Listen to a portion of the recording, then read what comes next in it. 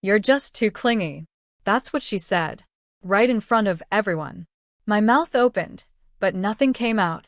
I just stood there, frozen, while Haley laughed it off like she hadn't just punched me in the chest with her words. Her friends giggled too, loud enough for the whole Starbucks to hear. "Don't take it personally, Save," she added, flicking her blonde hair behind her shoulder. "You just need to chill out. People like space." Everyone watched me, waiting for me to defend myself, maybe cry, maybe beg. But I didn't do any of those things. I smiled. That broken, don't let them see you bleed kind of smile. Then quietly picked up my caramel macchiato and walked out. No goodbye. No drama. Just walked. My heart wasn't just cracked that day, it was erased. Like all the nights we'd spent on FaceTime until 3 a.m., the dozens of voice notes I sent checking in, the rides I gave her when her car broke down. All of it, suddenly labeled clingy. But if I was too much then, she had no idea who I was becoming now. I met Haley Turner during my sophomore year at Arizona State University. We were both communications majors, but she walked like she was auditioning for a Netflix reality show, head high, phone in hand, sunglasses on indoors. I was quiet, organized, the kind of girl who color-coded her planner and brought granola bars to class. Haley? She always borrowed pens and never returned them. And yet, somehow we clicked. Maybe because opposites attract. Or maybe because I saw something in her, a loneliness hidden beneath the layers of lip gloss and sarcasm. She could light up a room with a joke and then retreat into silence 5 minutes later. I guess I thought I could be her anchor. In the beginning, it was beautiful. We had these long, dreamy nights where we'd sit on the roof of our dorm building, legs dangling over the edge, whispering about our childhoods. She told me things she said she'd never told anyone. About her mom walking out when she was 10, about her dad's new wife pretending she didn't exist. And I shared too about growing up in Flagstaff, how I always felt like I had to earn love by being useful. I didn't realize then that I was just laying the blueprint for what our dynamic would become. I became her safety net. The one who double-checked if she ate. The one who stayed up helping her study when she forgot about a midterm. The one who picked her up, drunk and crying, from a stranger's apartment without asking questions. I brought her soup when she was sick. I filled her gas tank when she ran out of money. I rescheduled my internship interviews to help her finish a group project. I didn't do it for recognition. I did it because I loved her. Not in a romantic way, not at first anyway, but in that all-consuming, ride or die, it'll show up no matter what way. The kind that makes you feel alive. Needed. She'd say things like, "God, Savannah, you're the only one who gives a damn." Or, "What would I do without you?" And each time she said it, I folded a little more into her orbit. But love, or something like it, can turn you into a shadow if you're not careful. And I didn't realize how invisible I'd become. I remember the first time I noticed the shift. We were at a party, some rooftop gathering Haley had dragged me to. I was never big on crowds, but I tagged along because she promised we'd leave early. She ended up flirting with some guy from her econ class all night, leaving me nursing a warm, white claw by the balcony. When I texted her at 1:17 a.m., "Hey, are you good? I think I'm gonna head out," she didn't respond. She didn't even open it until the next morning. Her reply? "OMG, LOL, I didn't see this. You good?" No apology. No thank you for staying late just to watch her stumble through conversations. And it wasn't a one-time thing. That became the pattern. The more available I was, the more disposable I became. My roommate, Leah, noticed it before I did. "She treats you like her personal assistant," Leah said once, watching me pack Haley's favorite snacks into a tote bag before a road trip. I laughed it off. "She's just going through stuff," I said. I don't mind. But I did mind. I minded when she canceled plans without explanation. When she forgot my birthday but expected me to organize hers. When she rolled her eyes and called me dramatic if I asked for even the smallest bit of effort in return. Still, I stayed. I told myself she didn't mean to hurt me. That she just wasn't good at expressing things. That she needed me in a way she didn't know how to say. The worst part? She wasn't always cruel. There were moments when she'd lay her head on my lap during movie nights, or send a voice note at 2 a.m. saying, "You make me feel safe. No one else does." And I clung to those crumbs like they were a feast. Then things started getting weird. She began making jokes about how clingy I was, first to me, then in front of others.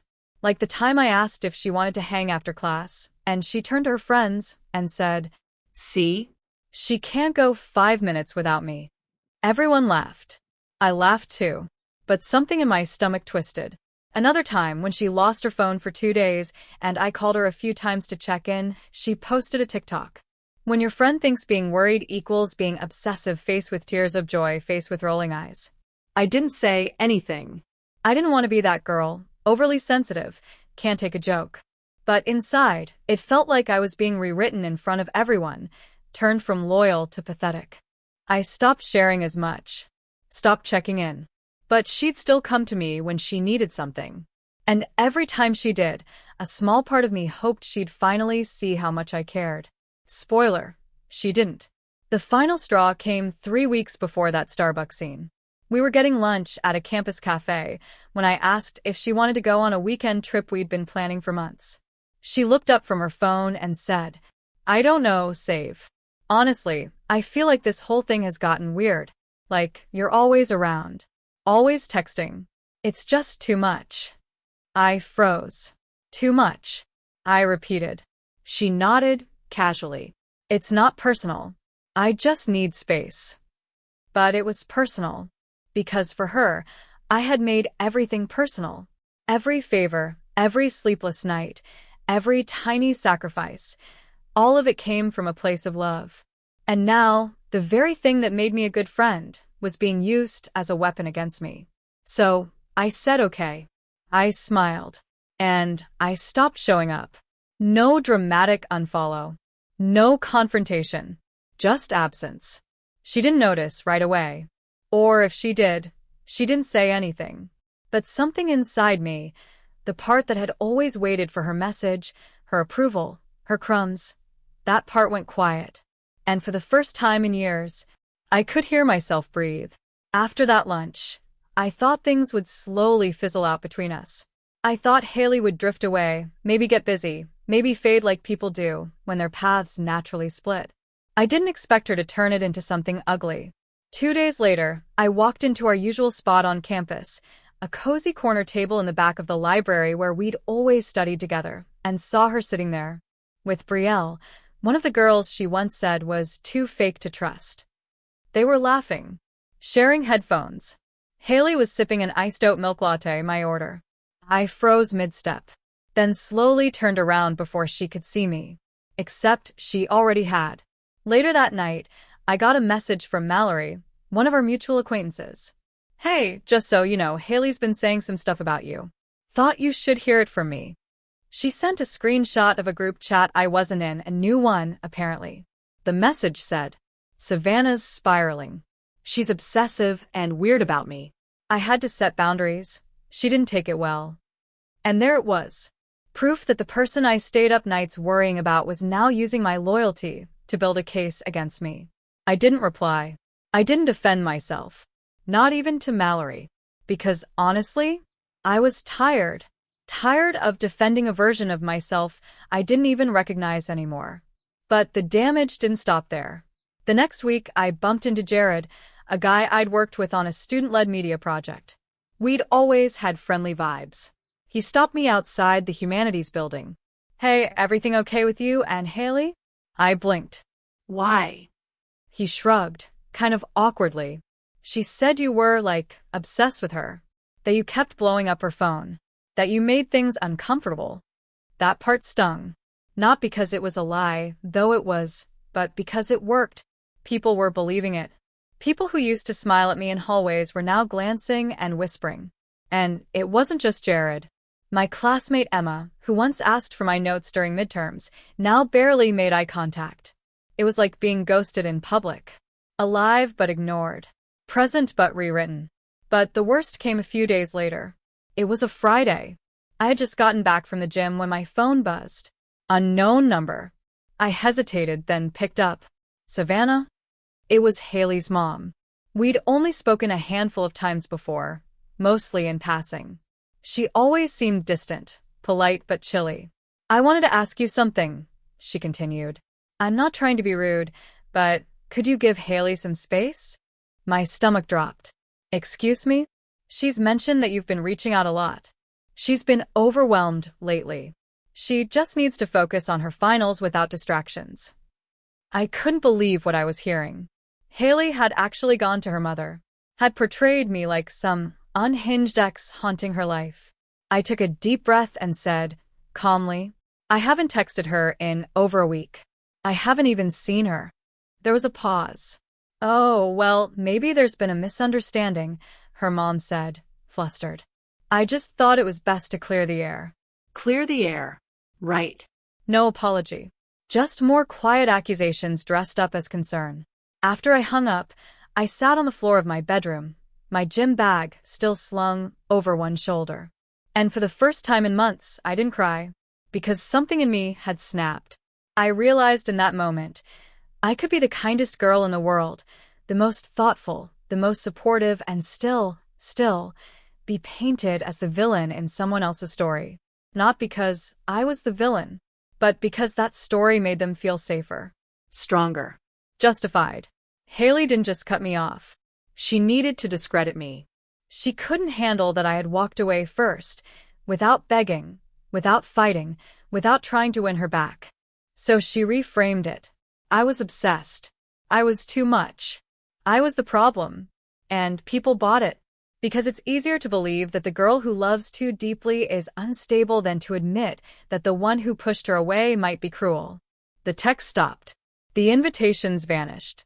Even the small interactions, the passing hellos, the waves disappeared. I became a ghost on campus. And you know what hurt most? It wasn't that she called me clingy. It was that she made me feel like that I somehow deserved this exile. That caring deeply was a flaw. That loyalty meant weakness. But underneath all that numbness, something else was growing. A slow, quiet fire. I didn't want revenge.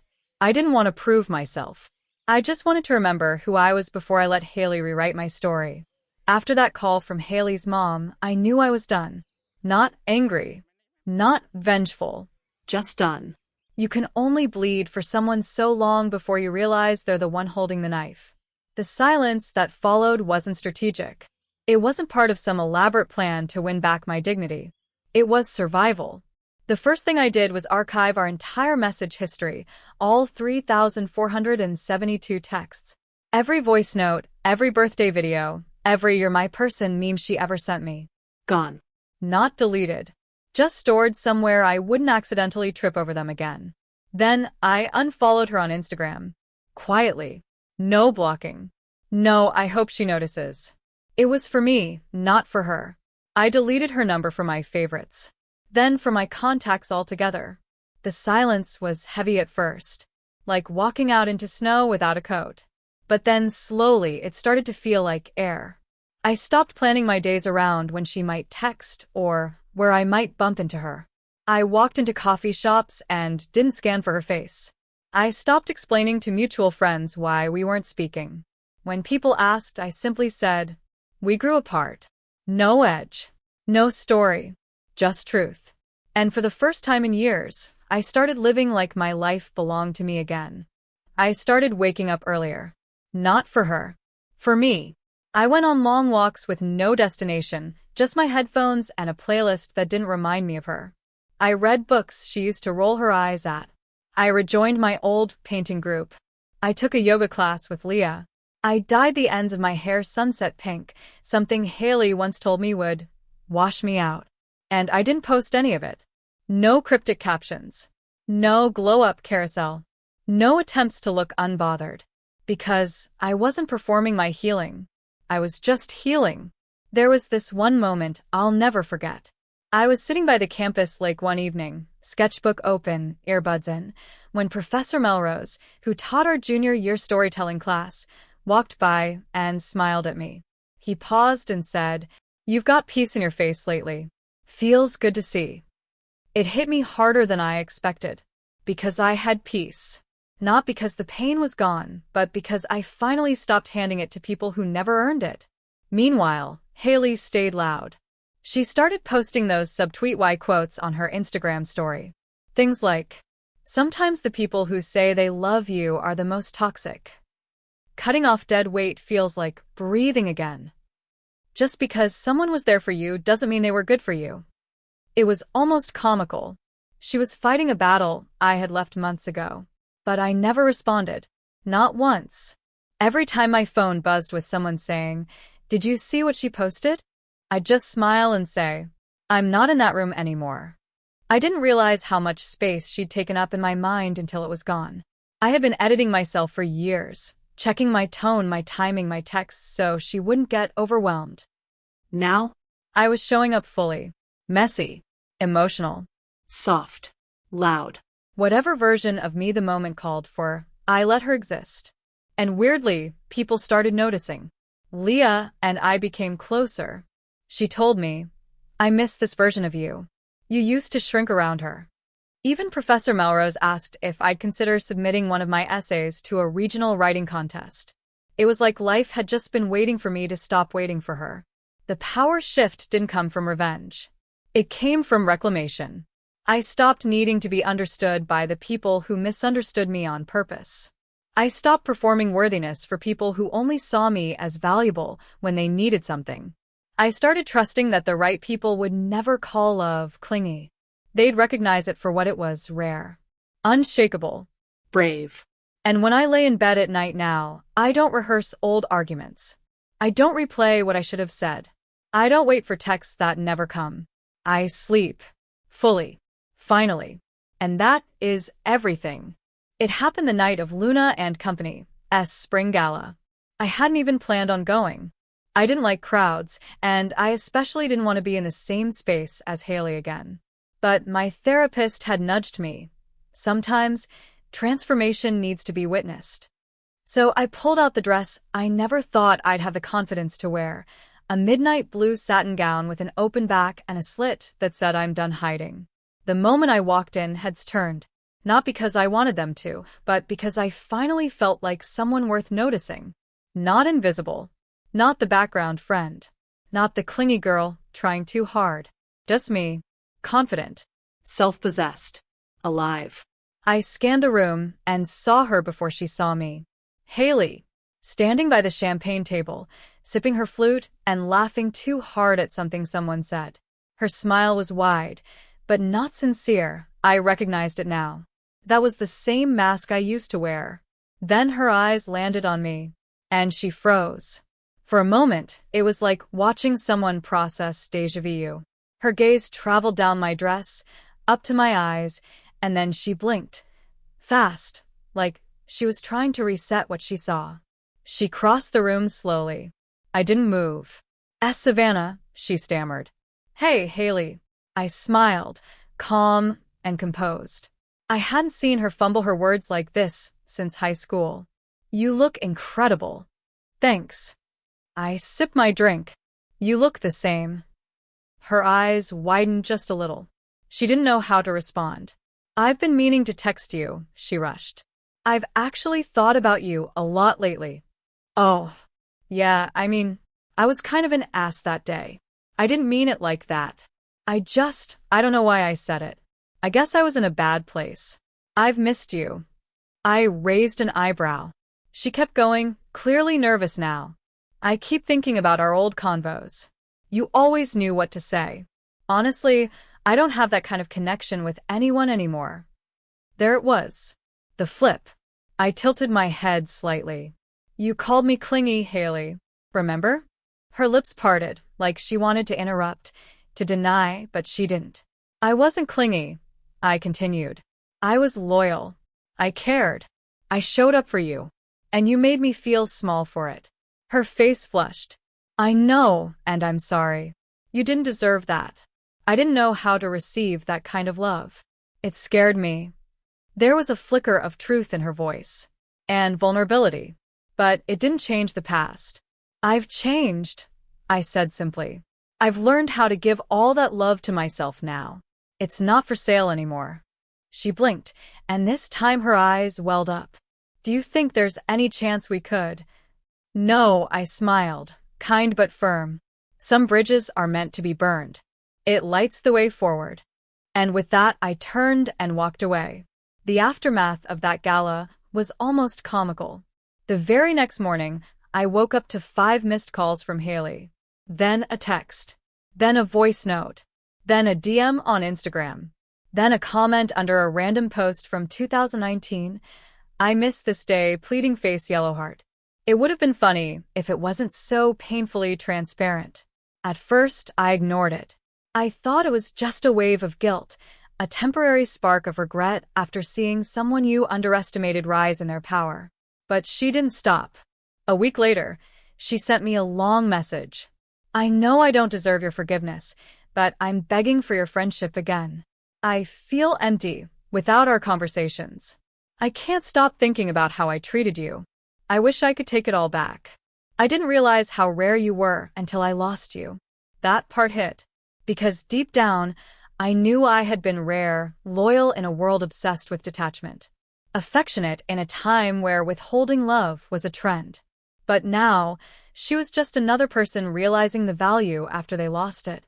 Then came the whispers from our mutuals. "She asks about you all the time. She told us she messed up bad and that she sees your glow up everywhere. She said she still dreams about the night of the gala." Haley was spiraling, but not in a destructive way. No, this was the type of spiral where someone realizes they're no longer the main character in a story they once dominated. It got to the point where she started mirroring me. Same yoga class. Same book club. She even dyed her hair a shade darker, closer to mine, and posted a reel about healing your inner child and becoming your own soulmate. It was eerie. And sad. I remembered when I used to beg for her attention. When I'd send long texts trying to explain my heart, hoping she'd just understand the kind of person I was. Emotional, intense, loyal. Yes, but always real. Now she was the one pouring paragraphs into my inbox, writing poetry in my DMs, and reposting quotes I shared like they were breadcrumbs to my soul. The irony? I didn't feel satisfaction. I didn't feel vengeance. I just felt peace. Because I realized the karma wasn't in her obsession. The karma was in the silence. In the knowing that I had nothing left to prove. That I didn't need to clap back, or post a cryptic quote, or gloat. The revenge was in the glow-up, and the glow-up wasn't just the dress, or the gala, or the makeup. It was who I'd become in her absence. Someone complete. Someone unshakable. Someone who used to need validation, and now just needed alignment. Haley's obsession wasn't about me. Not really. It was about what I represented, the version of herself she abandoned in order to please everyone else. The softness she mocked because she wasn't brave enough to embrace her own. And now? She was chasing the ghost of the girl she once rejected, only to find that girl no longer existed. One evening, I finally replied to her. Just one sentence. "I wish you healing, but please stop reaching out." She didn't reply. At least, not directly. But a few days later, she posted a story. White text over a black background. When you lose someone loyal, you lose more than love. You lose your mirror. You lose your safe place. And by the time you realize it, they're already gone. I watched it once, then muted her. Not out of spite, but out of peace. This was the climax I didn't expect. The moment I chose silence over revenge and boundaries over burnout. She called me clingy once. Now, she couldn't let me go. And that, right there, was karma served on a velvet tray. It started with accidental run-ins. At first, I thought I was just overthinking it, seeing Haley twice in 1 week at the same coffee shop we used to go to. Maybe a coincidence. Maybe. But then she showed up at the gym. Not just any gym, my gym. One I'd never seen her at, not once in the 3 years I'd been going. And suddenly she's there, wearing one of the same oversized crew necks she used to steal from my closet. "Didn't know you came here," she said, all casual. But I saw the flicker of nerves in her eyes. The subtle scan, looking me up and down. That day, she lingered outside my car after our chance encounter, making small talk like we were still friends. asking me where I'd been, who I'd been seeing, if I still journaled in the mornings. She remembered everything, the kind of remembering that doesn't happen unless you've been thinking. Then came the late-night messages. Just a hey, at first. Then, I miss talking to you. Eventually, I think about you a lot. And finally, I made a mistake. I didn't reply. I didn't need to, because deep down, I already knew what was happening. The moment I stopped orbiting her, she started chasing me. Everything I used to beg for, her time, her honesty, her attention, was now being offered up like a gift wrapped in guilt and nostalgia. Then came the flowers. Yes, actual flowers.